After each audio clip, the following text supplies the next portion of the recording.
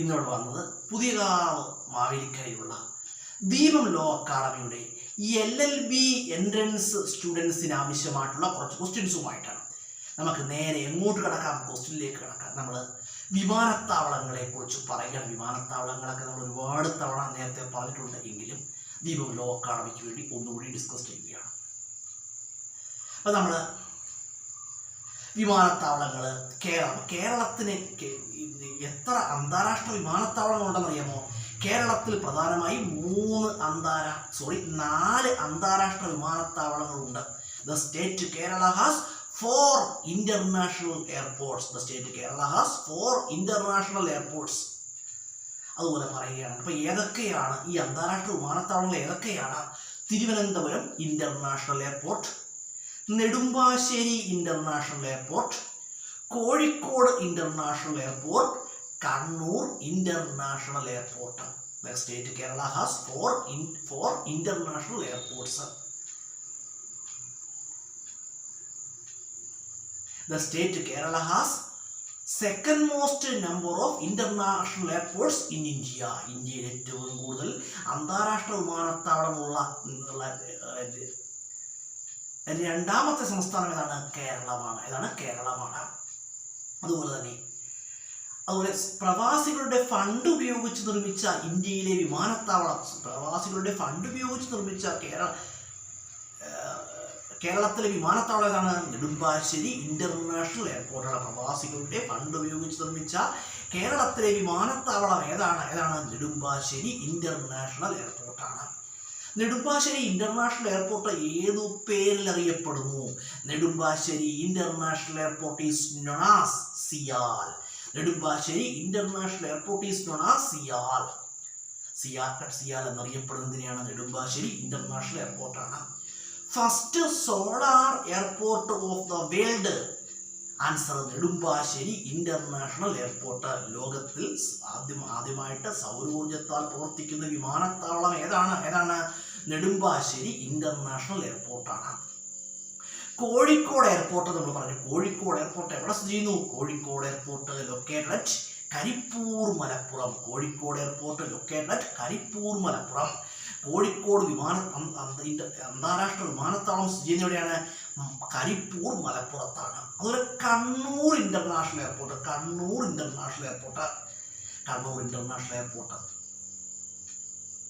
എവിടെയാണ്? കണ്ണൂരിലാണ്. അതുപോലെ പറയുകയാണെങ്കിൽ പ്രതിരോധ വകുപ്പിന് കീഴിൽ പ്രവർത്തിക്കുന്ന കേരളത്തിലെ വിമാനത്താവളം ഏതാണ്? വെല്ലിംഗ്ടൺ ആണ്. Which airport is working under control of defence? Answer Wellington. അപ്പം വെല്ലിംഗ്ടൺ എയർപോർട്ട് പ്രവർത്തിക്കുന്നത് ആ ഡിഫൻസിന്റെ അണ്ടർ കൺട്രോളിലാണ്. അതായത് പ്രതിരോധ വകുപ്പിന്റെ കീഴിൽ പ്രവർത്തിക്കുന്ന കേരളത്തിലെ വിമാനത്താവളം ഏതാണ്? വെല്ലിംഗ്ടൺ ആണ്. വെല്ലിംഗ്ടൺ എയർപോർട്ട് സ്ഥിതി എവിടെയാണ്? എറണാകുളം. അതുപോലെ തന്നെ വാൽമീകി ഇന്റർനാഷണൽ എയർപോർട്ട് എവിടെ സ്ഥിതി ചെയ്യുന്നു? വാൽമീകി അന്താരാഷ്ട്ര വിമാനത്താവളം സ്ഥിതി ചെയ്യുന്ന എവിടെയാണ്? ഉത്തർപ്രദേശിലാണ്. അതുപോലെ വളരെ പ്രധാനപ്പെട്ട ഒരു ക്വസ്റ്റ്യനാണ്. ഭഗത് സിംഗ് ഇന്റർനാഷണൽ എയർപോർട്ട് എവിടെ സ്ഥിതി ചെയ്യുന്നു? ഭഗത് സിംഗ് ഇന്റർനാഷണൽ എയർപോർട്ട് സ്ഥിതി ചെയ്യുന്നത് എവിടെയാണ്?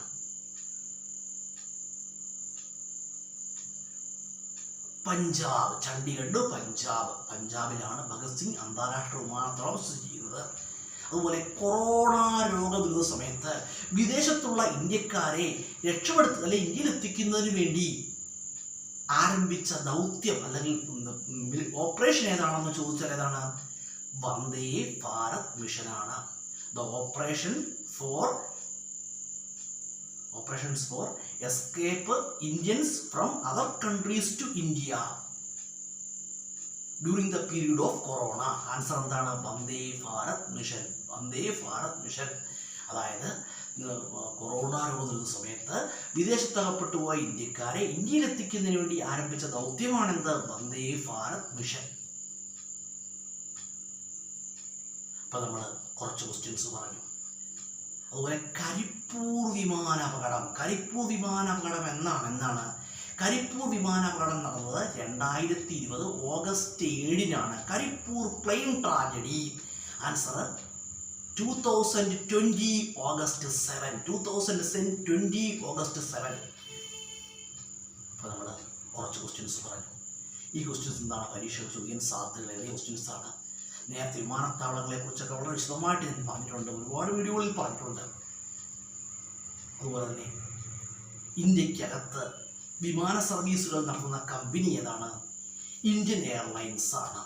ഇന്ത്യക്ക് പുറത്തേക്ക് വിമാന സർവീസ് നടത്തുന്ന കമ്പനി ഏതാണ്? എയർ ഇന്ത്യയാണ്. ഇതാണ് എയർ ഇന്ത്യയാണ്. അപ്പം ഞാൻ ഇന്നോട് വന്നത് പുതിയകാവ് മാവേലിക്കരയിലുള്ള ദീപം ലോ അക്കാഡമിയുടെ LLB എൻട്രൻസ് സ്റ്റുഡൻസിന് ആവശ്യമായിട്ടുള്ള കുറച്ച് ക്വസ്റ്റ്യൻസുമായിട്ടാണ്. ഈ ക്വസ്റ്റ്യൻസ് എല്ലാവർക്കും കാണാവുന്നതാണ്, കേട്ട് പഠിക്കാവുന്നതാണ്. പരീക്ഷകളിൽ യൂസ്ഫുൾ ആയ ക്വസ്റ്റ്യൻസ് ആണ് എന്നുള്ള കാര്യത്തിൽ യാതൊരു സംശയവുമില്ല. നമ്മൾ ജീവിതത്തിൽ മനസ്സിലാക്കേണ്ട ഒരു സംഗതി എന്ന് പറഞ്ഞാൽ ഒരു പൂട്ട് പോലും താക്കോലില്ലാതെ നിർമ്മിക്കപ്പെടുന്നില്ലെന്നാണ്.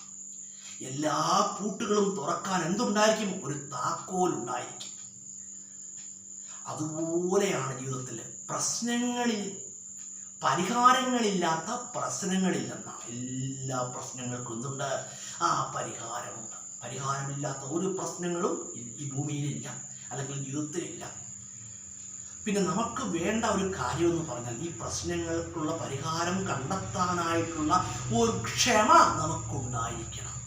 അതാണ് നമ്മളിൽ പലരിലും ഇല്ലാത്തത്. നമുക്കെല്ലാവരും ധൃതി പിടിച്ച ജീവിതമാണ്, അല്ലെങ്കിൽ തിരക്ക് പിടിച്ച ജീവിതമാണ്. അങ്ങനെയല്ല. ജീവിതത്തിൽ മനുഷ്യന് അത്യന്താപേക്ഷിതമായിട്ട് വേണ്ട ഒരു ക്വാളിറ്റിയാണെന്ത്? ക്ഷമ.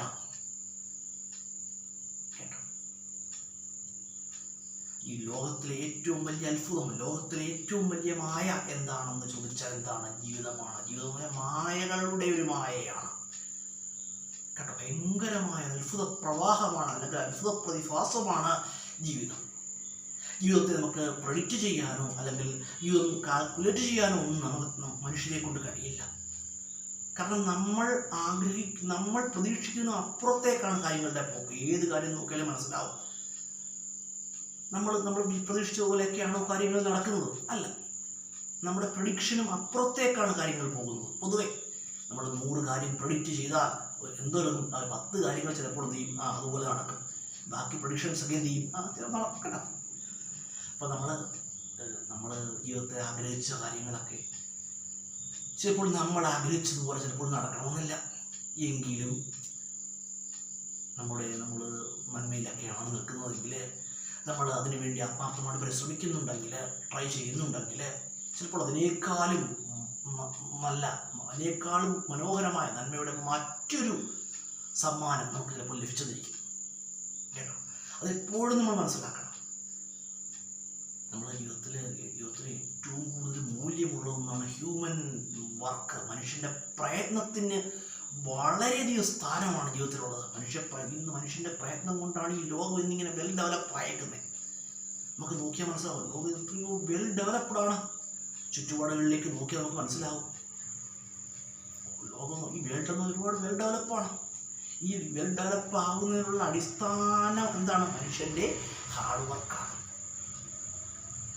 നമ്മൾ എപ്പോഴും നമ്മളിൽ വളർത്തിയെടുക്കേണ്ട ഒന്നാണ് നല്ല ചിന്താഗതികൾ. നമ്മൾ വളർത്തിയെടുക്കുക, നല്ല ചിന്താഗതികൾ വളർത്തിയെടുക്കുക കേട്ടോ. നല്ല ചിന്താഗതികൾ വളർത്തിയെടുക്കുക. നല്ല ചിന്താഗതികൾക്ക് മനുഷ്യൻ്റെ ഒരുപാട് മാറ്റങ്ങൾ സൃഷ്ടിക്കാൻ കഴിയുമെന്നാണ് കേട്ടോ. പറഞ്ഞു ഞങ്ങൾ അങ്ങോട്ട് പറയും, ഒരുപാട് വീഡിയോ അപ്ലോഡൊക്കെ ചെയ്യാൻ കോംപ്ലിക്കേഷൻ ഉണ്ടാകും. അവിടെ തൽക്കാലം നിർത്തുവാണ്. അപ്പം നമ്മൾ മനസ്സിലാക്കേണ്ട ഒരു കാര്യം എന്ന് പറഞ്ഞാൽ എന്ത് ചെയ്യുക? നല്ല ചിന്തകൾക്ക് മനസ്സിൽ സ്ഥാനം നൽകുക. നെഗറ്റീവായ ചിന്തകളെ എന്ത് ചെയ്യുക? ജീവിതത്തിൽ നിന്ന് അകറ്റി നിർത്തുക, അല്ലെങ്കിൽ ഒഴിവാക്കുക. ഒരു വ്യക്തിയെക്കുറിച്ച് നമ്മൾ മോശമായിട്ട് അങ്ങ് ചിന്തിക്കാതിരിക്കുക. ഒരു വ്യക്തിയെക്കുറിച്ച് മോശമായിട്ട് ചിന്തിക്കാതിരിക്കുക. ഒരു വ്യക്തിയെ നമ്മുടെ ജീവിതത്തിൽ എന്ത് ചെയ്യുക? വെറുക്കാതിരിക്കുക. എല്ലാവരെയും സ്നേഹിക്കാൻ നമ്മളെ കൊണ്ട് കഴിഞ്ഞെന്ന് വരില്ല. ഉറപ്പായി ലോകത്തുള്ള എല്ലാവരെയും സ്നേഹിക്കാൻ ആർക്ക് കഴിയും? മനുഷ്യരായിട്ടുള്ള ഒരു വ്യക്തിക്കും ലോകത്തുള്ള എല്ലാവരെയും സ്നേഹിക്കാനൊന്നും കഴിയില്ല. പക്ഷേ നമ്മൾ ഒരു വ്യക്തിയും മാനസികമായിട്ട് വെറുക്കാതിരിക്കുക. അങ്ങനെ വെറുത്താൽ എന്തുണ്ടാവും? നമ്മുടെ മനസ്സിന് എന്തുണ്ടാവും? ഒരു നെഗറ്റീവ് അനുഭവപ്പെടുമെന്നാണ്. നമ്മുടെ ജീവിതത്തിൽ ഒരുപാട് നെഗറ്റീവ് ഫീൽ ഉണ്ടാകും. അതുകൊണ്ട് ഒരു വ്യക്തിയെ വെറുക്കാതിരിക്കുക. നല്ലത് ചിന്തിക്കാനും നല്ലത് പ്രവർത്തിക്കാനും നമുക്ക് കഴിഞ്ഞാൽ അതെന്താണ് ജീവിതത്തിൽ ഏറ്റവും വലിയൊരു മുതൽക്കൂട്ടാണ് കേട്ടോ. കൂടുതൽ പറയുന്നില്ല, തൽക്കാലം നിർത്തുവാണ്. വീഡിയോ കാണുന്നത് തുടർച്ചയായിട്ട് കാണും.